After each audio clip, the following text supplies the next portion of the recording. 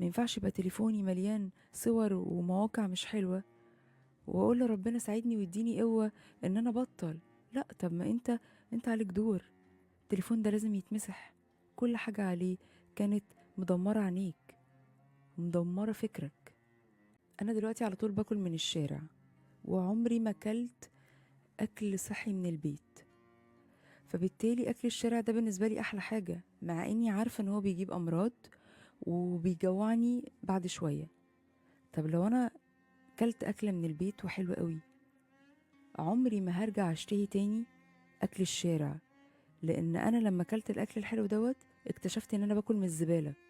انت علشان تكره الخطية وتبعد عنها لازم تقرب من ربنا، ولازم تصلي، ولازم تكون بتقرا كلامه كل يوم.